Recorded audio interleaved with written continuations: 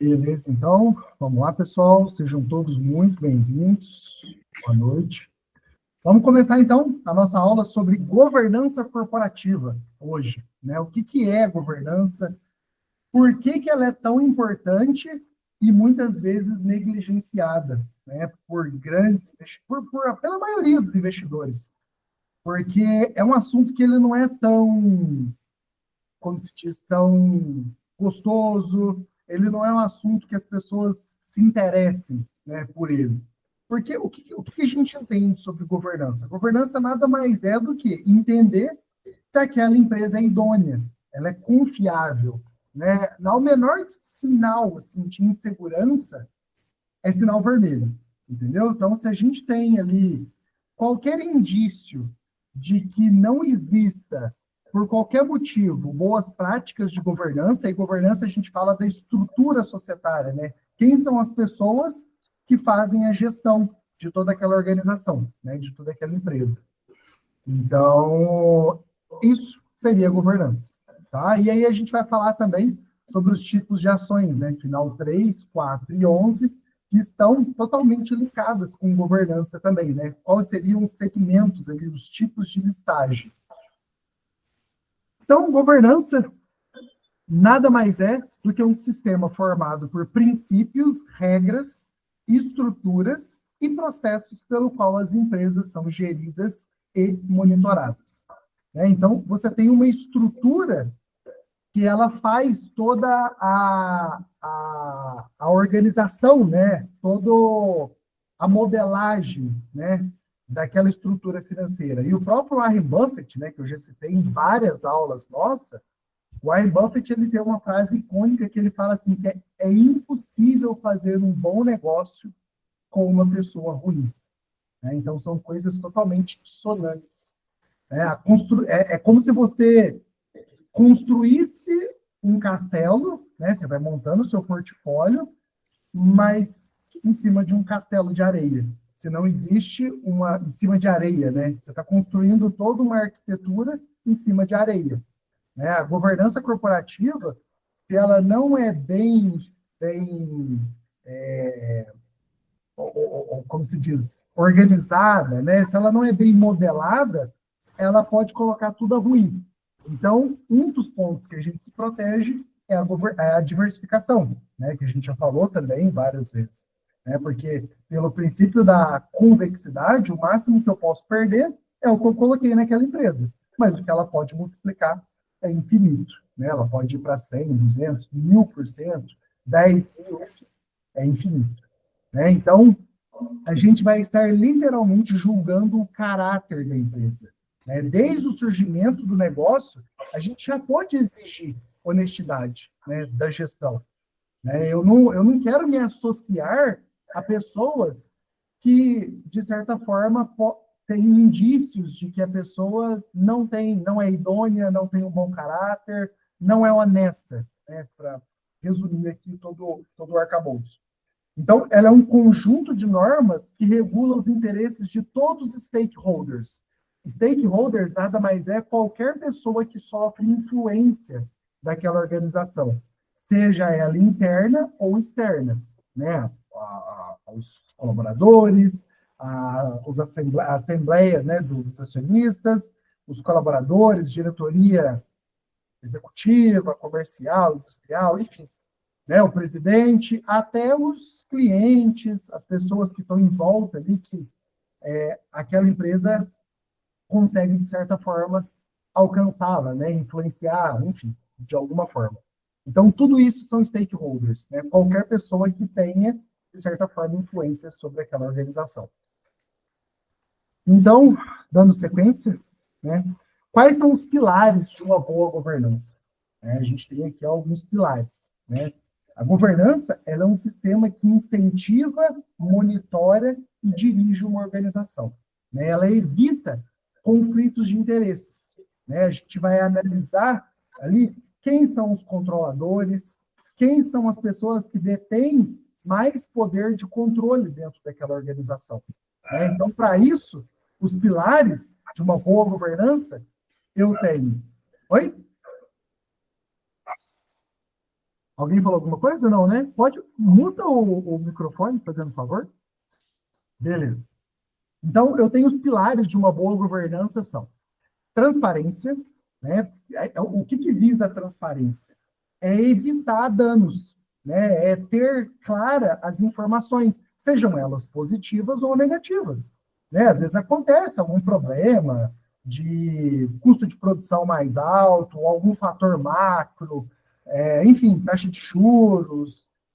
Às vezes acontece alguma coisa externa ou interna da empresa, mas a empresa vai lá e se mostra, ela dá a cara a tapa, né? Ela aparece via fatos relevantes, via informações aos acionistas, né? Que de certa forma ela é até obrigada pela CVM, mas a empresa mostra coisas boas e ela mostra coisas ruins também, né? Esses são exemplos, né? A partir do momento que a gente está dentro das empresas, né, que nós começamos a investir, a gente precisa estar atento a esses movimentos, né?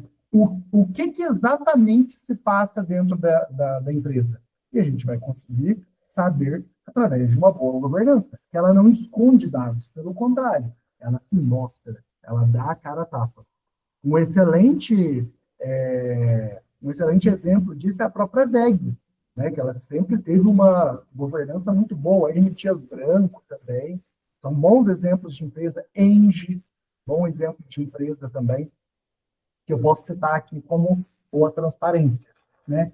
E transparência também, como segundo pilar, tem a igualdade ou equidade também, né? Que ela dá maior segurança para os sócios. Então, de certa forma, elas estão atreladas, né? Quanto mais transparência, eu vou ter igualdade, eu vou ter equidade, para que o majoritário ele respeite o minoritário, que somos nós. A gente tem uma parcela micro da empresa, mas eu quero ter os mesmos direitos e deveres de quem detém a maior parte do capital social daquela organização. Então, independente da quantidade de ações, o minoritário e o majoritário, eles estão no mesmo balaio. Ó, estamos aqui, ó, estamos juntos. Então, isso é o que nós esperamos de uma empresa que tem uma boa governança corporativa. Tá? Mesma coisa, VEG, M. Dias, Fleury, Engie, que eu já citei, são bons exemplos. Né?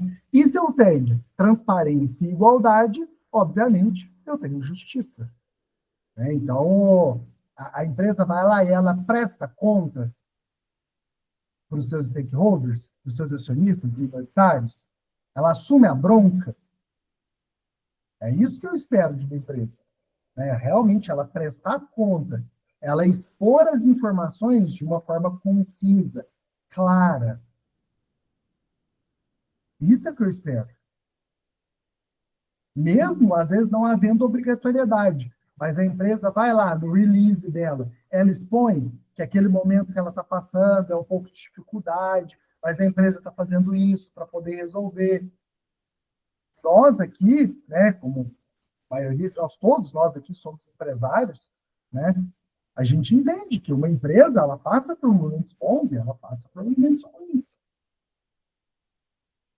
Então, a gente precisa ter esse olhar de sócio e entender que quem está lá na ponta, né, quem é o majoritário, quem está tomando as decisões, né, através do controle da empresa, está tomando boas decisões. O momento não está favorável? Estamos juntos. Então, isso, a empresa se mostra, isso claramente tem a questão de responsabilidade corporativa. Ela zela pelo valor econômico assumindo impactos negativos, seja através do caixa, seja através de algum escândalo, algum produto que ela vendeu ali. Opa, peraí, pessoal, pisamos na bola? Mas vamos lá, vamos resolver. Né? Um exemplo claro disso, às vezes, é a empresa automobilística, né, que faz o tal do recall lá. Pô, é chato, mas enfim, ó, erramos, vamos lá, traz aqui, vamos resolver, estamos aqui, pessoal, ó, não vamos abandonar ninguém. Então, isso traz transparência, isso traz credibilidade para a empresa, quando, de certa forma, ela assume o erro. Porque errar, todas as empresas, de certa forma, vão errar, com maior ou menor grau de impacto. Mas o que ela faz quando ela erra? Esse é o ponto que a gente tem que deixar muito claro aqui hoje. Ela assume o erro e foca em resolver a situação, ou ela esconde e lá na frente vai ter alguma bucha? Um exemplo claro disso é a IRB. Né? A IRB foram fraudes contábeis americanas. Recentemente, agora, a gente está em junho de 2025, isso não deve ter 2, 3, 4 anos no máximo, sei lá. O IRB talvez um pouco mais, mas a Americanas é mais recente. Então, é um exemplo claro, esses dois que eu dei para vocês, de quebra de governança corporativa. Isso, de certa forma, a gente não tem como prever, porque era uma fraude. Né? Principalmente o IRB, né? Que era uma empresa que até então dava lucro, né? Era uma empresa boa, vamos dizer assim. A única coisa que vai nos salvar é a diversificação.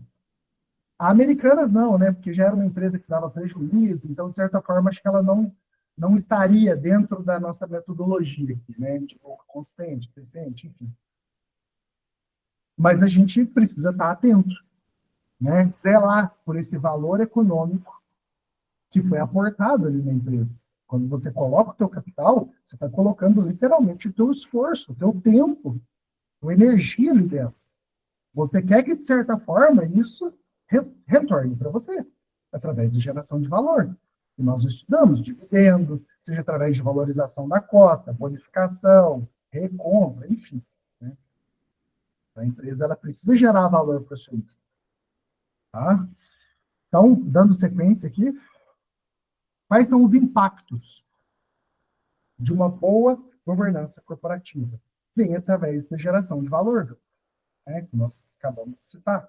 Né? Essa empresa ela é inovadora, a governança ela está atenta aos players do mercado, ao que o mercado está exigindo, quais são as novas tendências, porque se tiver, obviamente, ela vai ter lucro. Né?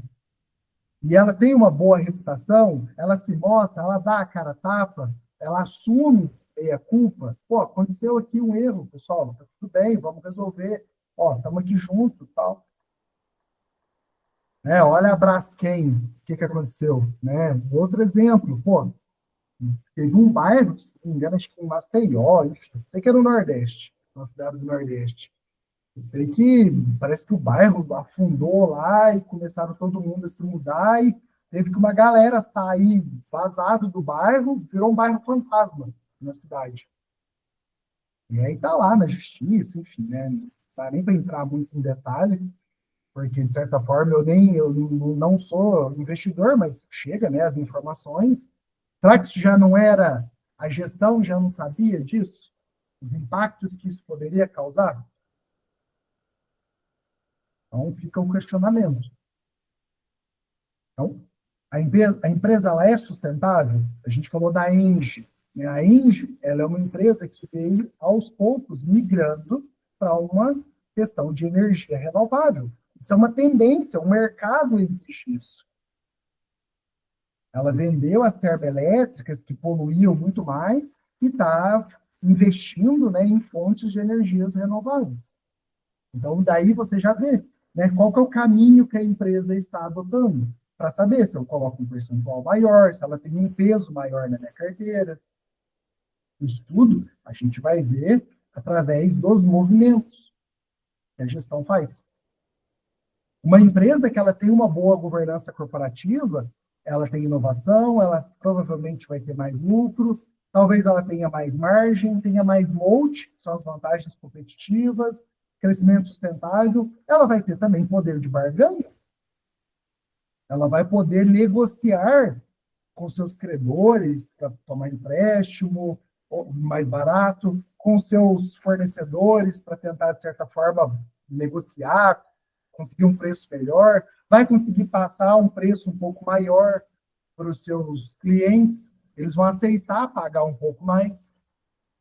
Né? Apple, um exemplo claro disso, as pessoas topam pagar muito mais no iPhone.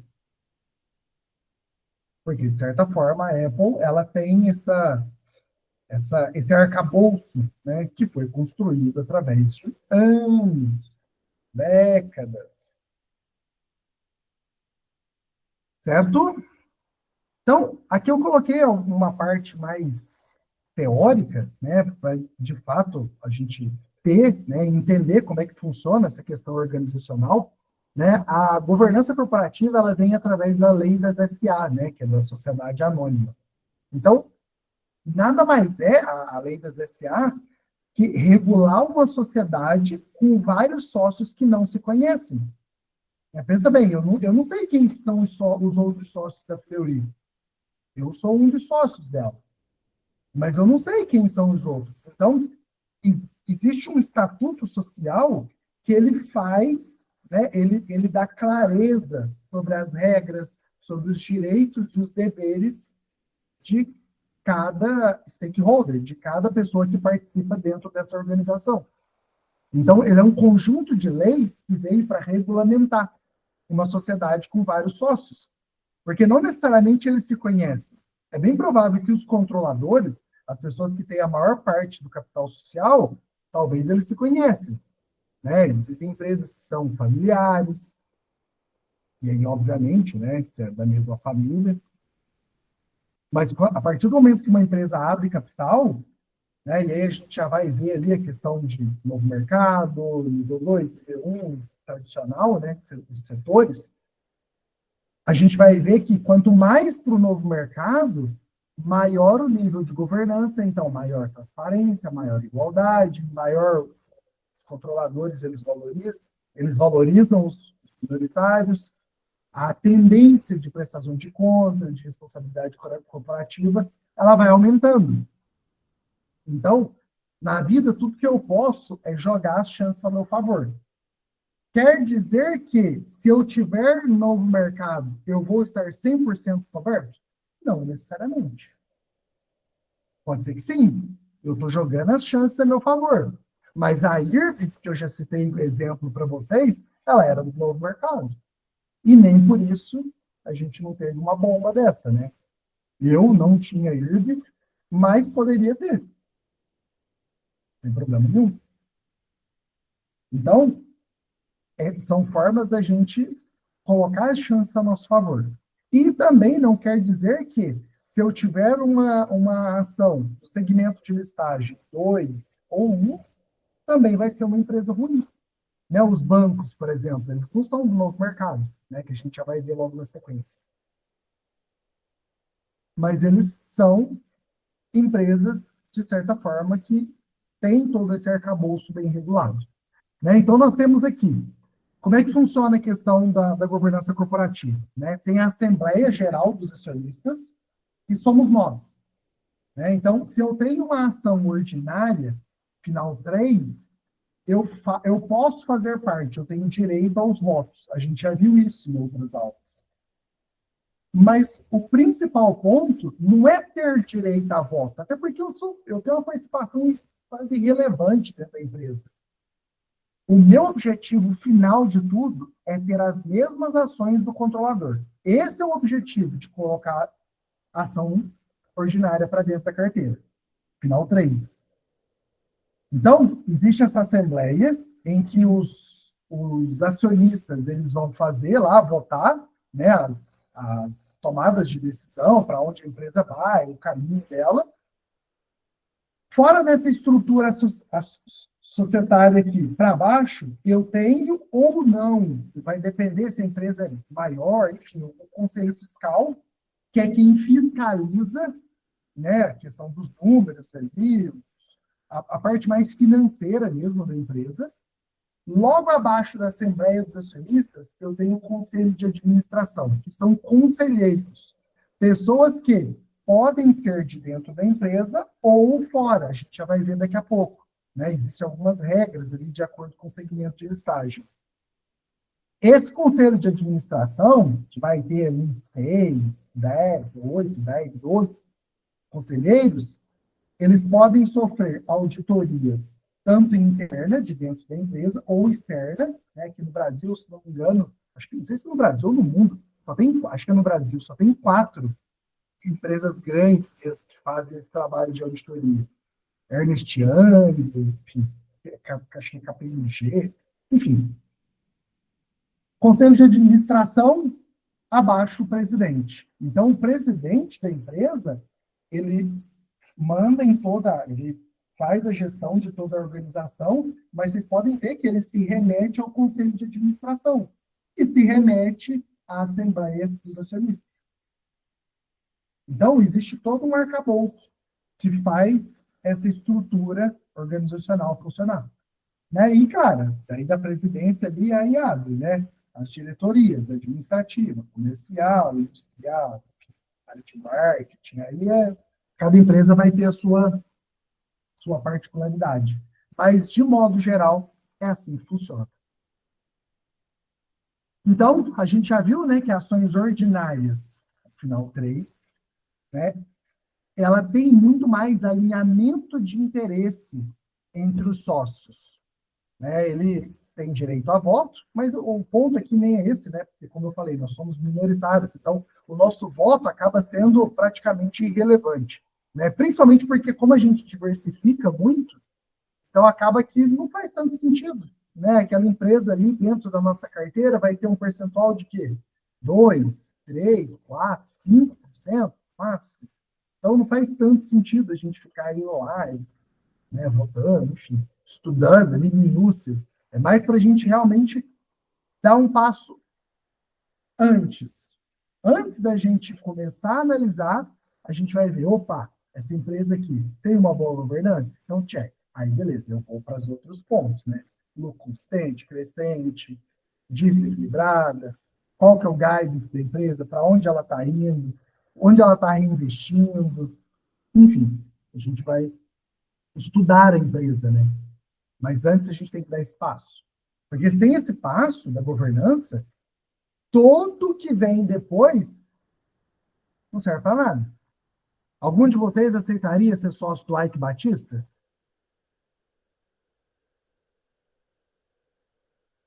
Fica a pergunta. Depois, sabendo de tudo que rolou, aceitaria ser sócio do Joesley? O Ike Batista não, né, virou pó o negócio, as empresas lá. Mas eram empresas top 5, top 10 do Brasil há 10 anos atrás, 15 anos. E aí? Joesley ainda está aí na bolsa, a JBS está funcionando. A Enalta, outra empresa que foi envolvida na Lava Jato e tal, estava com, né, rolo de petróleo, né? Ela, acho que é da Queiroz Galvão lá que tem, que ela controla a Enalta, de petróleo. Mas a Queiroz Galvão estava envolvida na Lava Jato. E aí? Topa ser sócio? Eu nem sei se tem Enalta hoje. Se não me engano, acho que não. Mas, enfim. Então, tudo isso é para a gente dar um passo atrás e ver, opa, tem algum indício aqui, sabe, não tá legal, eu prefiro ficar de fora. Petrobras, outro exemplo. Quem que é o controlador da Petrobras? Sabemos, o governo. Aí entra um governo, Petrobras está bem ajustada ali, empresa é excelente. A Petrobras é uma máquina de fazer dinheiro. Empresa, sim, espetacular. Mas o dono dela não me agrada. Então, por isso, eu Fernando, prefiro ficar de fora. Tá? Então, ações ordinárias são as mesmas dos controladores. Né? O Banco do Brasil, ele era, se não me engano, acho que setor, não, fala. Ele era, né, nível 1 e nível 1 ou nível 2. E eu sei que ele se mudou, fez a migração, alguns anos atrás, para o novo mercado. Então, isso é uma prática que visa mais transparência, que visa dar mais credibilidade para a empresa. Colocou todo mundo junto. Né? Se não me engano, acho que na época lá, quem tinha preferencial teve um deságio, acho que de 8%, 10%, eu não me lembro agora exatamente. Então, quem tinha as preferenciais ganhou 0,90, alguma coisa assim, de ordinária. Teve ali uma leve deságio, né, uma leve correção. Então, a Vivo foi outra empresa também. Tinha, há pouco tempo, VVT4, VVT3 e VVT4, né, que é Vivo Ordinário e Vivo Preferencial. E ela fez essa migração também. Então, é um ponto positivo, bola dentro. A Engie, ela, se não me engano, acho que ela já foi listada já com um nível mais alto de governança, mas a Engie sempre foi da vanguarda de nível de governança corporativa. Ela está assim, no top 10 aqui no Brasil, o mais alto de nível de governança corporativa, de transparência mesmo. Então, ações PN são as finais 4, 5, 6, são aquelas preferenciais, né? Existe uma regra que a empresa ela pode só colocar em free float, né, que é comercialização, apenas 50%, um volume igual que ela tiver de ordinária. Porque, se a gente for parar para pensar, o que leva um dono a abrir o capital da empresa? Ele vai ter a empresa dele como provavelmente uma líder de mercado, ele vai pegar aquele capital ali, uma parte ele pode, no IPO, né, quando ela abre capital, ele pode colocar no bolso, mas outra parte, provavelmente ele vai pegar aquele dinheiro do IPO para investir na empresa, para expandir, criar mais capacidade produtiva, abrir filiais, comprar outras empresas, enfim, ele vai alavancar, né? Ele vai crescer a empresa. Espera-se isso. Porque senão, se ele fosse abrir o capital para colocar tudo no bolso, as pessoas basicamente não iriam querer comprar. Tá, mas beleza, eu vou te dar o dinheiro para você fazer o quê? Então, tudo isso vem lá quando a empresa abre o prospecto, né? Ela dá uma calhamada de documentos e tal, para o mercado ver se faz sentido ou não. Então, em tese, a maior parte desse dinheiro ele tem que usar para fazer a empresa gerar ainda mais valor. Senão, não faz sentido as pessoas entrarem. Então, mas além disso, ele vai captar crédito mais barato, tem a própria evidência de uma empresa de segmento, né, abrir capital, ser listada na B3, ganha mais credibilidade, ganha marketing, enfim. Então, esses seriam os benefícios de uma pessoa abrir o capital da empresa dela, né, ou deles, se às vezes tiver mais de um sócio ali. Então, partindo dessa premissa, se a gente, assim, para pensar, eu vou abrir o capital para um monte de gente ficar aqui, vindo, comprando um pedaço da minha empresa e ficar me enchendo o saco, ficar dando palpite aqui e tal. Eu não vou abrir o capital, não. Então, lá atrás, né, há um tempo atrás, eles abriam com mais preferencial, era uma prática mais corriqueira. Né? O mercado há 10, 20 anos atrás, então, era uma selva. Então, os controladores, eles abriam esse capital que as pessoas... A ação PN ela é como se fosse um financiador. Você está basicamente financiando a empresa. Né? Você não é um sócio de fato mesmo. Você não é um sócio da empresa. Você está colocando o teu dinheiro num, num, num ativo ali, num ativo, num papel, né, algo nesse sentido, que é como se replicasse as ações de fato da empresa. Só que, se a gente for pensar, falar assim, pô, mas eu vou abrir o meu capital, vou encher de ação preferencial, vou deixar só algumas ordinárias para as pessoas comprarem. As pessoas não vão comprar. Então, eu vou criar uma falácia e vou falar que elas têm preferência nos dividendos, para as pessoas terem algum atrativo, porque senão ninguém vai na 4, todo mundo vai na 3. Então, criou-se essa falácia que ela tem a preferência no recebimento dos dividendos para ser como se fosse uma forma de incentivo para as pessoas investirem. Então, se a pessoa ela é trader, ela busca ali curto prazo, para ela é diferente. Ela vai negociar ali o que tiver mais liquidez, né, vamos dizer assim. Mas para nós, a gente né, que queremos ser sócios e fazer o compound estar alocados em bons ativos, a gente vai dar sempre preferência para final 3. Tá? Mas final 4, ela tem preferência dos dividendos, só que o próprio mercado ajusta, né? Se a gente pegar, por exemplo, a cotação do Itaú, pega lá Itub 3 e Itub 4, a Itub 4 paga 10% de dividendo a mais, mas ela também custa 10% a mais de valor, de preço da ação. Então, o mercado ajusta isso. Então, grandes fundos, como a ação Itub 4 tem muito mais liquidez, né, tem múltiplos milhões de reais sendo negociados ao dia, para um fundo institucional, ele tem que ir nela.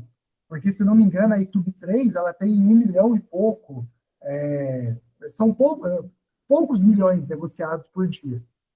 Para um fundo que faz a gestão de vários milhões, às vezes até bilhões de reais, não tem condição dele ir na Itub 3, porque senão ele derruba ou aumenta muito o preço, de acordo com a ordem que ele for fazer. Mas para nós, investidores, pessoas físicas, que temos dinheiro bem menor, ela tem liquidez suficiente. Bradesco, BBDC3, mesma coisa. Mesmo ponto. Tá? E as final 11, né, que são as units. Basicamente, elas são um pacote. Você está comprando ali uma cesta, que vai ter, em alguns casos, uma ordinária e 2 preferenciais, ou uma ordinária e 3 preferenciais. Então, varia de acordo, né? Cada empresa tem ali as suas diretrizes, vamos dizer assim. Então, a gente tem Taesa, é uma empresa ok, né? Que tem tanto TAI 3, 4 e 11. As 11 tem muito mais liquidez. TAI 3 já não tem. Sanepar, a SAP 11 tem muito mais liquidez. Diferente de SAP 3 e SAP 4. Mas para nós, investidores, pessoa física, daria, dependendo do valor, né, do patrimônio ali investido dela, aí a gente teria que procurar, né, nos sites que a gente sabe aonde dá para buscar ali, né? A gente já falou em outras aulas. Então a gente precisa ver qual a liquidez para poder se vale a pena entrar ou não naquela empresa. Mas seriam exemplos de boas empresas que não são do novo mercado, porque elas têm units, mas, de certa forma, daria para a gente investir, né? Então, aqui eu coloquei uma tabela, só a nível de curiosidade, mas, na minha visão, nem precisa da gente entender todos os nuances, né? Mas eu queria que vocês entendessem que quanto mais para a esquerda nós tivermos, maior o nível de proteção. E no final das contas, o que a gente quer é se proteger, é proteger o nosso capital, né? Não tomar risco de ter um deságio tão grande. Então, o principal de tudo aqui é a gente estar cada vez mais alocado nesta faixa aqui, ó, do novo mercado. Tá? Ou talvez no máximo nível 1, nível 2. Então, quanto mais para a esquerda tiver as nossas decisões, melhor vão ser as nossas escolhas. Tá? Então, só alguns exemplos aqui, né? Característica das ações emitidas. Se eu estou no novo mercado, ela permite somente ações ordinárias. Então, eu tenho uma proteção maior. Eu sei que o majoritário ele está colocando a free float, né, que são as ações em livre negociação, apenas as mesmas ações que ele tem, não outras ações. Aí, nível 2, nível 1, já conforme ali a legislação, o estatuto, enfim. Né? Outro ponto, quando eu estou no nível do novo mercado, nível 2 e nível 1, são níveis melhores de governança corporativa, eu tenho no mínimo, isso a CVM, né, que é a Comissão de Valores Imobiliários, ela obriga a empresa a ter no mínimo 25% de free float, que seriam 1/4 do capital da empresa estarem em livre negociação.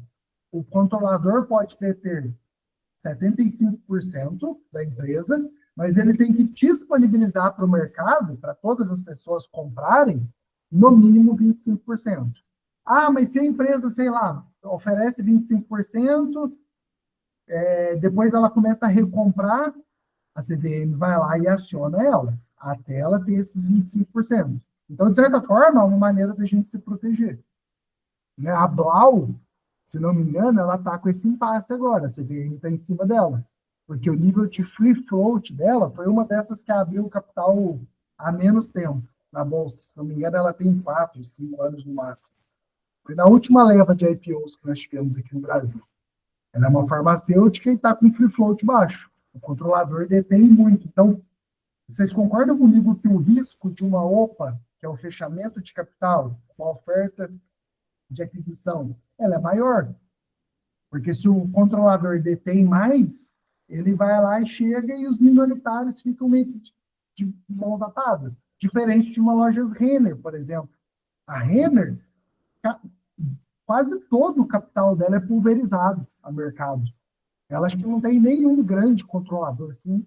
Se não me engano, tem, mas assim, 90%, 80% do capital dela é todo distribuído para o mercado, entre vários e vários acionistas. Então, é muito mais difícil de sofrer uma oferta pública de aquisição, né? Algo nesse sentido. Teve uma empresa também, e essa eu já investia, sei lá, 2020, chamava Energias do Brasil. Ela sofreu OPA, o controlador estava ali na casa, acho que dos 20 e poucos reais, ele ofereceu 20% a mais, a Assembleia voltou lá e optaram por fechar o capital. Aí eu fui e vendi as minhas ações, eu já tinha ações da Energia do Brasil, e eu peguei só, vendi menos de 20 mil ali, para não pagar imposto, né? E aí vendi e realoquei. Coloquei em Engie, coloquei em Equatorial, enfim. Comprei outras empresas. Tá? Então, enfim, né, tem todo aqui um arcabouço para a gente entender. Né? Aqui, ó, outra, vedação à acumulação de cargos. Então, isso aqui também é bem importante. Então, ó, deixa eu colocar aqui para você entender. Aqui, ó, vedação à acumulação de cargos. Isso aqui é importante. Porque isso daqui me diz que o presidente ou qualquer pessoa do alto escalão, ela não pode acumular funções lá dentro. Então, isso aqui é mais uma prática de boa governança. Imagina uma empresa que o dono, ou um dos grandes donos lá, ele não pode ser um diretor de marketing e um diretor comercial ao mesmo tempo, porque uma das funções vai ficar prejudicada. E o cara vai acumular 2 salários. Então, existe um certo conflito de interesse. Então, nos níveis mais altos de governança corporativa, você tem algumas cláusulas ali que impedem práticas nesse sentido. Ó, demonstrações financeiras traduzidas para o inglês. O que isso quer dizer? Mais de 50% do nosso fluxo hoje da Bolsa é de gringo. São institucionais que vêm de fora investir aqui no Brasil. Porque pessoa física mesmo aqui no Brasil é raríssimo. Eu já falei e retorno a repetir. Nós aqui somos a elite da elite da elite do Brasil. As pessoas não têm, não querem se esforçar a entender, a estudar isso que a gente está fazendo aqui agora. E, em contrapartida, lá nos Estados Unidos, 50% da população investe no mercado acionário. Então, na minha visão, o Brasil ele tem que evoluir. Né? A gente está evoluindo devagar, como né, o Brasilzão, mas eu enxergo um crescimento, assim, uma avenida de crescimento do mercado acionário aqui do Brasil nos próximos anos absurda. Absurda. Eu tenho certeza, senhores, certeza, que nós aqui, quando a gente se for, a gente vai ter um nível de investidores muito maior e melhor. Muito mais aptidão para investirem, para alocarem capital a risco e numa intensidade maior e com mais qualidade, entendendo melhor das coisas. Sem ser passado para trás por assessor, por analista, youtuber, influencer. Então, se eu tenho as demonstrações traduzidas, Como lá fora eles têm muito mais expertise, de certa forma eles conseguem captar se tiver alguma distorção, algo nesse sentido. Porque as empresas são investidas por eles também. Então, isso é mais uma forma da gente ter e abrir, né? As empresas abrirem para investimento de fora. Porque, querendo ou não, eles vêm para cá, o dólar, uma moeda muito mais forte, o euro, acaba fazendo preço aqui para nós. Então, tem várias práticas aqui para ler ali, né? E a última que eu fiz, assim, seria bem importante a questão do tag-along. Né? O que é o tag-along? O tag-along é uma cláusula que faz com que, caso a empresa sofra uma aquisição, você tem o direito de vender as suas ações pelos mesmos valores que o controlador vai vender a dele. Tá? Então, um exemplo, eu sou sócio, né, da Hermes Pardini, foi uma que eu era sócio, a Fleury foi e comprou ela, há uns, sei lá, 2, 3, 4 anos atrás. Beleza, existia a Hermes Pardini, era uma empresa aqui da Bolsa, né, o ticker dela era PARD3, abriu capital, tal, negociava, sofreu uma aquisição da Fleury. Como eu tinha Pardini também, e ela tinha tag-along, porque ela era do novo mercado, então eu vendia as minhas ações pelo mesmo valor que o controlador vendeu as dele para o Fleury. Então, isso acaba te trazendo uma proteção a mais. Beleza? Então, depois dá para vocês destrincharem aqui, não dá para a gente passar de um por um, então acaba demorando muito a nossa aula. E para finalizar, né, qual seria a ordem de análise da gente entender como procurar entender uma governança corporativa? Né? Primeiro, quem são os controladores? Hoje em dia é muito fácil, né? A gente já viu várias vezes sobre como procura lá no RI das empresas. Então, você entra lá, joga no Google, tag RI. Vai aparecer o site do RI, vai lá em governança corporativa e olha. Né? Há 10 anos atrás, isso era praticamente impossível. Assim, era muito difícil você achar informações. Quem são as pessoas que fazem parte lá do alto escalão da empresa. Mas hoje em dia, dentro do próprio site do RI das empresas, tem lá quem são as pessoas, qual que é o histórico delas. Eu não vou colocar aqui para não ficar muito longa a aula. Mas, assim, qual que é o histórico, quais os cursos que ela fez, quais foram as experiências que ela viveu. Então, ir no RI é beber da fonte. Aí, claro, tem os outros sites também, que a gente já citou, né, em outras aulas, mas o principal, RI, para a gente ver estrutura societária, conselheiros, diretoria, tá? Outro ponto muito importante, né, seguir a nossa sequência, horizonte de investimento. Isso aqui eu só coloco para a gente entender duas coisas. Ou é curto prazo, ou é longo prazo. Como o nosso foco é longo prazo, então a gente vai dar sempre prioridade para as ações ordinárias. Final 3. Agora, vocês concordam comigo que curto prazo, o cara trader, faz muito sentido. O cara pode escolher qualquer ação. Então, final 3, para nós que temos horizonte de investimento longo, a gente vai dar sempre prioridade. Mas o trader, curto prazo, não tem tanta necessidade. Então, para ele, acaba não sendo meio que irrelevante, né? Esse ponto. Governança, a gente já viu, né? Como que a gente faz esse estudo para entender conflitos de interesses, para entender valorização do minoritário, entender se a gestão é idônea, né? Joga lá no Google, governança tal empresa, vai aparecer, né? Notícias e tal, é pesquisa pura, para a gente entender se vale a pena ou não a gente continuar o estudo daquela organização, daquela empresa. Tag-along, free float, tag-along nada mais é do que a empresa tem 100% de tag-along, eu vou poder vender no mesmo valor do controlador. Ou tem empresas que, às vezes, do setor ali 2, 1, né, que tem 80% de tag-along. Então, quer dizer que Se a empresa sofreu uma aquisição, eu vou poder vender por 80% do valor que o controlador vender as ações dele. Se você topa ser sócio de um negócio desse, faz parte. Né? Outro exemplo, a BR Foods, né?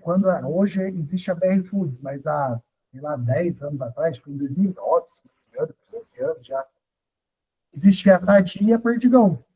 Então começou ali rumores que a Sadia ia comprar a Perdigão e tal. Passou uns anos, né? Sempre vem aquelas notícias, primeiro, negociação, papum. Parece que no outro dia as ações de uma valia muito menos, assim, as ações ordinárias meio que dispararam. Joga no Google lá que vocês vão entender.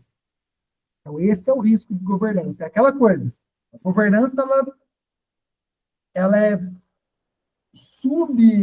subvalorizada até o momento dela ser fundamental. E aí, todo o que a gente construiu ruiu. Então, é bem isso que acontece mesmo. Ah, deu bom, deu bom, deu bom, pode dar bom por anos. Mas se eu não tiver ali uma boa empresa, uma boa empresa com boas práticas de governança, não adiantou nada. Free float são as livres ações, né, no mercado, a gente já viu, é o que está ali disponível para poder ser negociado, né, independente se vai ser ou não, né, as ações que eu tenho estão em free floats, mas como eu sou investidor de longo prazo, eu seguro as minhas ações. Dificilmente eu faço alguma venda, a não ser que perda tudo na linha, enfim, outra história, né, a gente pode ver em outra aula. Liquidez, né, basicamente é o que ela negocia todos os dias. Né? Quais são os valores? Porque vocês concordam comigo que se uma empresa tem uma boa liquidez, um valor, tipo, bastante gente negociando, ela tende a ter uma precificação melhor. Ativos que não têm liquidez, que não são negociados, é mais difícil de você saber, né, o quanto que aquilo vale. Tá, eu vou procurar concorrente. Pega um apartamento, por exemplo. Se eu tenho um apartamento ali, vários prédios do lado, da localização, é mais fácil de eu saber, né? Tem outros apartamentos, mais ou menos do mesmo estilo ali sendo vendidos. Ah, beleza, eu tenho uma precificação melhor. Agora eu tenho uma casa tal, que não tem nenhuma outra no bairro ali sendo vendida, fica mais difícil, né? De eu saber se eu estou pagando muito ou pouco naquele imóvel ali. Então, quanto mais liquidez eu tenho de um ativo, a tendência é que ele seja melhor precificado.